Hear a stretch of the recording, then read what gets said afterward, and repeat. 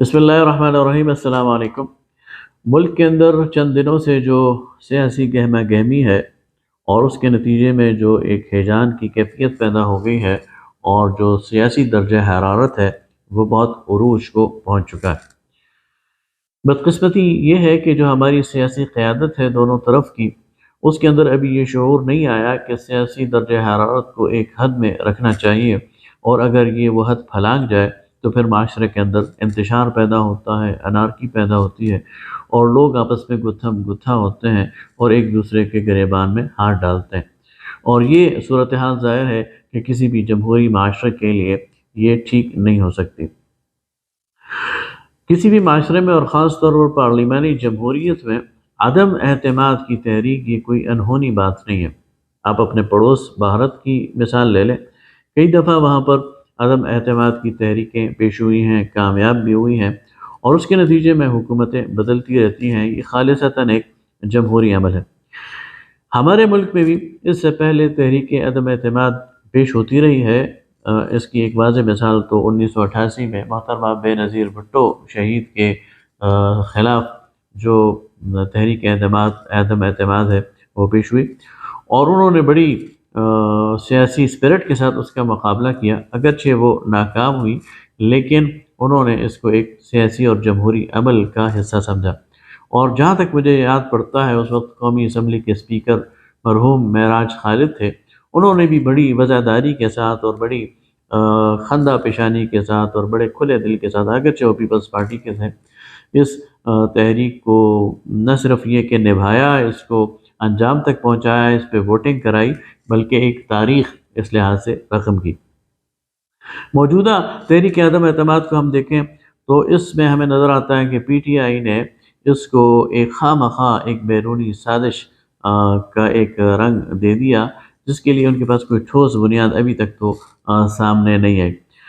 صاف لگ رہا ہے کہ اپنے اقتدار کو بچانے کے لیے اور کرسی سے چمٹے رہنے کے لیے انہوں نے یہ کھیل کھیلا، اور اس کے نتیجے میں ملک کی خارجہ پالیسی کو جو انہوں نے نقصان پہنچایا، اور پاکستان کی اقوام عالم میں جو انہوں نے جگ ہنسائی کی، وہ بالکل ایک الگ چیز ہے۔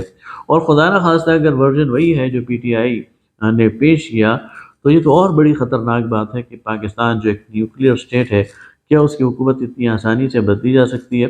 اور کیا اس کے ایوان کے جو سب سے بڑا ایوان ہے اس کے لوگوں کو اس طرح خریدا جا سکتا ہے؟ تو یہ بہت بڑے سوالات ہیں جو کہ پیدا ہوتے ہیں، اور اس سے خود پاکستان کا جو امیج ہے وہ خراب ہوتا ہے، پاکستان کا جو بیانیہ ہے وہ کمزور ہوتا ہے، پاکستان کے سٹیٹس پر فرق آتا ہے، اور اقوام عالم میں جو پاکستان کی ایک تعارف ہے اس پر ایک دھبا پڑ جاتا ہے۔ پھر آگے چلتے ہیں کہ پھر جب یہ عدم اعتماد پیش ہوئی تو ڈپٹی اسپیکر صاحب نے اس کو ایک رولنگ کے ذریعے رائٹ آف کر دیا، مسترد کر دیا۔ چلیں وہ بات ہو گئی، عدالت نے اسے ریسٹور کر دیا، لیکن یہ پھر بھی باز نہیں ہے۔ پھر عدالت کے حکم کے باوجود ٹال مٹول سے کام لیتے رہے، لنگر آن کرتے رہے، خواہ مخواہ کی بحث کرتے رہے، پورا ایک اسٹینڈ سٹل کر دیا تھا پورے ملک کو، اور ایک تماشا لگا ہوا تھا۔ اور بالآخر جب ووٹنگ کی باری آئی تو اسپیکر صاحب نے استعفیٰ دے دیا، اور ایک پینل آف چیئرمین کو کہ ایک فرد کو یا صادق کو آگے کر دیا کہ وہ آ کر ووٹنگ کرائیں۔ چلیں اس کو بھی ہم ایک سیف ایگزٹ کے طور پہ لے سکتے ہیں، ایک پارٹی کے ساتھ وفاداری کے طور پہ لے سکتے ہیں۔ حالانکہ اسپیکر کا یہ جو عہدہ ہوتا ہے یہ نان پارٹیزن ہوتا ہے۔ یہاں پر جب کوئی شخص فائز ہو جاتا ہے تو پھر وہ ایوان کے کسٹوڈین ہوتا ہے، پھر وہ ایوان 342 کے جو ایوان ہے اس کے ہر فرد کا وہ کسٹوڈین ہوتا ہے، وہ پھر کسی پارٹی کا ممبر نہیں ہوتا۔ دیگر جمہوری ممالک میں اسپیکر کے اس عہدے کو بالکل امپارشل سمجھا جاتا ہے اور غیر جانبدار سمجھا جاتا ہے۔ ہمارے ہاں بدقسمتی سے بھی وہ بات نہیں ہوئی۔ ٹھیک ہے، بات آگے بڑھی، جب ووٹ آف نو کانفیڈنس وہ کامیاب ہو گئی، اور پھر اگلے دن وزیر اعظم کے نئے لیڈر آف دی ہاؤس کے انتخاب کا موقع آیا، تو پھر ڈپٹی اسپیکر صاحب نے اس کو اپنے ضمیر کا مسئلہ بنا لیا، اور بجائے اس کے کہ کارروائی کو آگے بڑھاتے انہوں نے پھر سیٹ چھوڑ دی۔ اور پھر جب ایوان میں تقریریں ہونے لگی تو درمیان سے آ گئے اور ایوان کو ایک دفعہ پھر ایڈجن کر لیا، گویا اپنا غصہ وہ نکالتے رہے، اور اپنی پوزیشن کا اور اپنے سٹیٹس کا انہوں نے خیال نہیں رکھا۔ پھر آپ نے دیکھا کہ صدر مملکت جو فیڈریشن کا نمائندہ ہے اور جسے فیڈریشن کا خیال رکھنا چاہیے اور جس کے لیے سارے پلیئرز وہ برابر ہونے چاہیے، اس نے ایوان کے منتخب کردہ وزیر اعظم سے حلف لینے سے انکار کر دیا اور ایک بہانے سے چلے گئے۔ یہ تو تھی قیادت کی صورتحال۔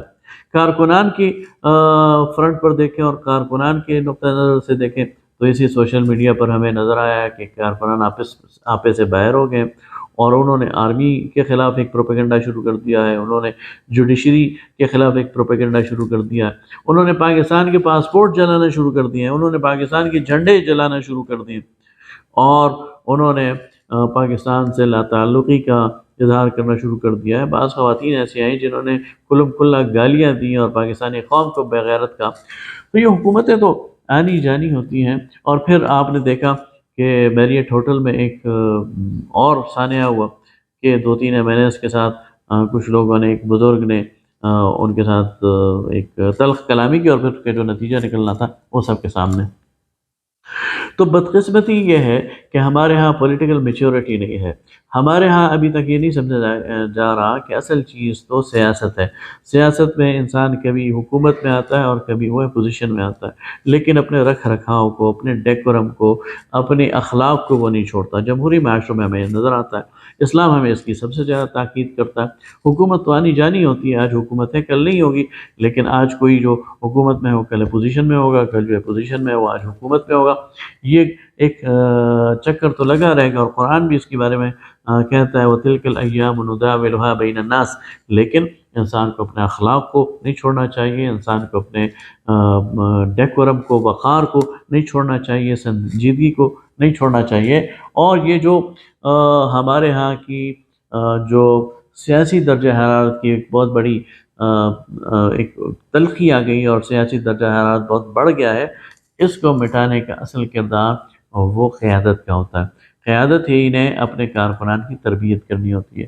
بدقسمتی سے دونوں طرف مسلم لیگ لے لیں، پیپلز پارٹی لے لیں اور اب پی ٹی آئی، ان کی قیادت نے اپنے کارکنان کی تربیت نہیں کی، بلکہ پی ٹی آئی نے تو اپنے جو کارکن ہیں ان کو بدتمیزی سکھائی ہے، ان کو ہڑبونک سکھائی ہے، ان کو فساد اور دنگا سکھایا ہے۔ یہ اس ملک کے کسی بھی طرح سے مفاد میں نہیں ہے، اس لیے اس ملک کے آئین کے اندر، اس ملک کے پارلیمان کے اندر آئین کے تحت جو بھی کام ہو رہا ہے اس کو آئینی اور پارلیمانی سمجھتے ہوئے اس کے اندر، ان رولز کے اندر ان کو کھیلنا چاہیے اور ان رولز کا پابند ہونا چاہیے اور اقتدار کی حرص میں اتنا مبتلا نہیں ہونا چاہیے کہ ملک اور قوم کو توڑنے اور ملک اور قوم کے سے بغاوت اور آئین سے بغاوت اور پاسپورٹ اور جھنڈے کے جلانے کی نوبت آئے۔ بہت شکریہ۔